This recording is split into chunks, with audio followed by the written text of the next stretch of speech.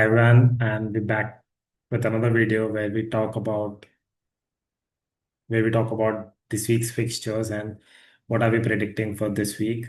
This is a big week for all the teams because this is the final week before the transfer window shuts and the international break starts. So a lot of teams could still look at their games and make moves on the final day of the window. Ideally, they would not want that, but yeah, I just think uh, it's an exciting week. Some really good fixtures to look forward to, and some really good stories that are building, especially for the likes of United, with the likes of Liverpool and in the chase for Isak and Gehi, and after City's performance last week, are they looking forward to sign a defensive player or not? The goalkeeper, what's the issue there? So a lot of stories developing. Yeah, so we'll talk about them, but let's just start with the predictions this week and let's see where we are at.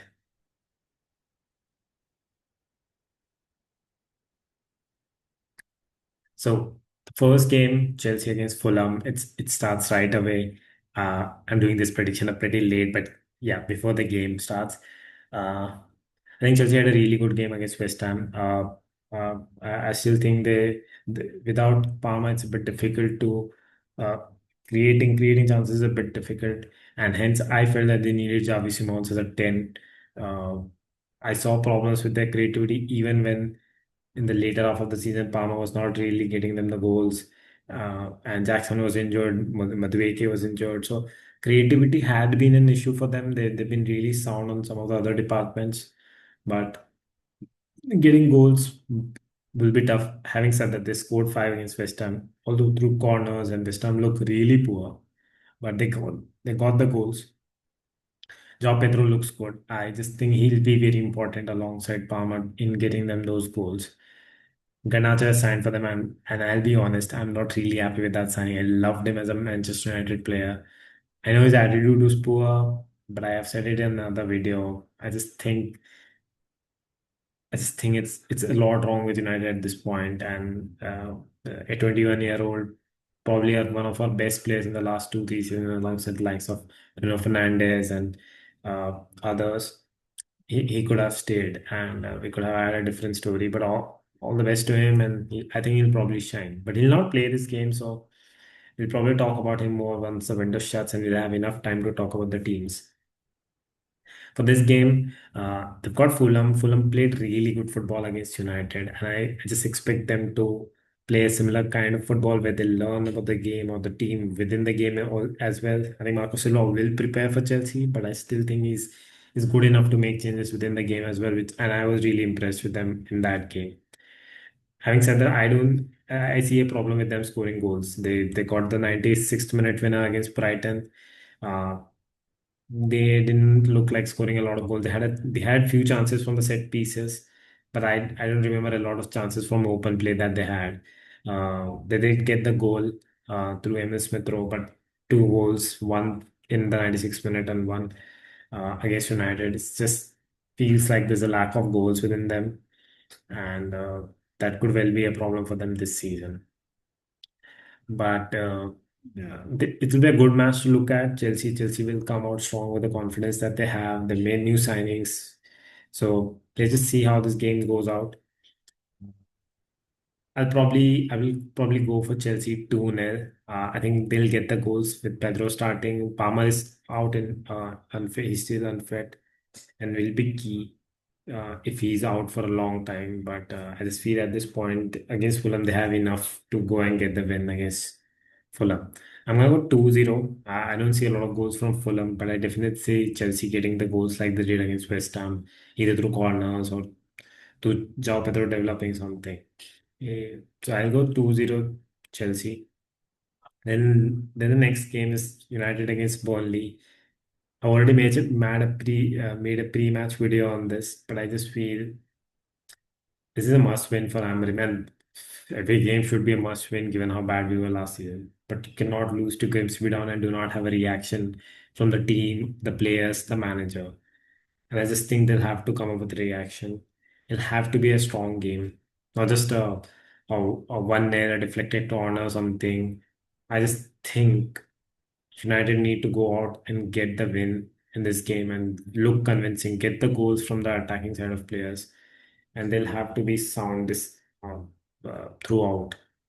So I just think Burnley lost their first game to Spurs. They look poor. I have them getting relegated already, but I just feel against Sunderland they got the goals and they won the game. So I still think we will have to we'll have to see after the end of the third game as to how Burnley performs throughout the season. They've made some good signings, but still worry for them.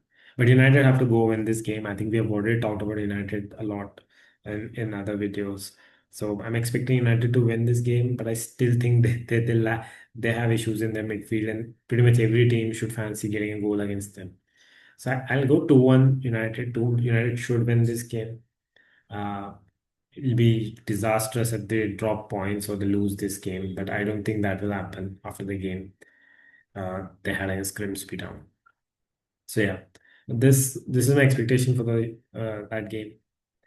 Then the next game is Spurs versus Bournemouth. Spurs look probably the most impressive team uh, in the league so far. I've liked Arsenal as well, but I just think they're not creating a lot. They got the 5 goals against Leeds, but they got it through their way of playing, which is uh, 2 goals through set pieces, and then they won the ball high for the Saka goal. Then Dauman showed skill to get the penalty. So I just think Spurs looked really well rounded. They have a compact structure, and I just feel Spurs will have a really good season. My only problem with Spurs is they're not investing in their back line. Romero, Van de Ven, Poro, and Udogie is a good back four, but there's no. Then they have Davis, then they've got Jet Spence. I'm not sure who is the center half backup, to be very honest, but I just worry for them if both of the center halves are injury prone, and for them to not invest on them is slightly a worrying thing for me for Spurs. They invested a lot on the attack, but I just feel. Uh, and Palina. I think Palina could well be the signing of the season. I can say it right now that he could be amongst the top three signings of the season, even though he's on loan. I wanted United to buy Palina, but I'm not sure why did that not go through. But I think they're well stacked up front in the midfield as well. But on the defensive side, if they just could get one or two defense-sided players, be center halves or right backs or anything, I think they'll go deep into the league this season or Champions League this season. I'm not sure they'll win it because it's first season for Thomas Frank, and he's not been in a title challenge before this. But I think they'll go deep. Then on the other side, Bournemouth, I like the coach. I know they've sold half of their team, but I like the coach, and I think he's good enough to figure out a way to come good again this season as well. But I saw them in preseason, and I saw them in their first game. I just feel they lack that edge they had last season, and it'll be a lower finish than they had the previous season, and hence I just feel this will be Spurs game through and through. Also, given that it's home for Spurs, I'm gonna go 2-0 Spurs this game. I think they look sound defensively as well, and unless the backline is injured, they're gonna win most games. I feel if they start their best lineup. So 2-0 to Spurs in this game, and let's see how the prediction goes. Moving on, we've got Brighton against City tomorrow, and I just feel City is one of the teams I'm looking forward to this season because I've made very bold predictions about them not finishing top four. And I made a prediction that they lose to Spurs, and they did lose to Spurs. They were not really convincing at all against Spurs. Against Brighton, I just feel Brighton has lost that edge, just like Bournemouth selling Edingra, selling the likes of João Pedro, selling the likes of Estupinian, and I I do not like this about Brighton that they're a selling club because they finish a lot of seasons really good in the past 2 or 3 seasons, but they don't want to build on it. And hence, this season I don't see them finishing in the top seven, top eight like that. I was expecting them to finish previous season, and hence this could be worrying for Brighton. For City, I think this not be as difficult as it Spurs was. Brighton is a good team.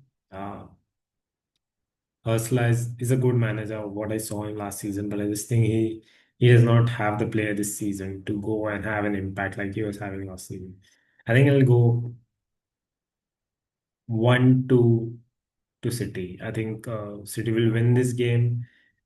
They'll concede. I expect them to concede in most games with a decent attack line opposition. They'll concede the goals, but they'll be good enough for Brighton, I feel, in this game.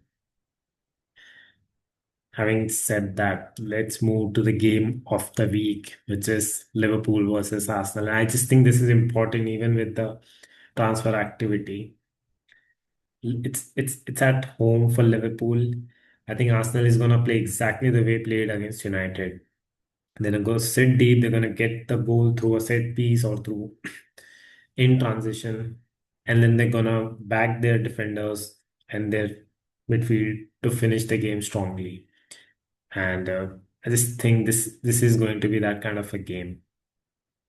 I'm gonna go Liverpool. I'm gonna go 1-0 to Arsenal in this game. I just feel this is that kind of game for them, and let's just see how this turns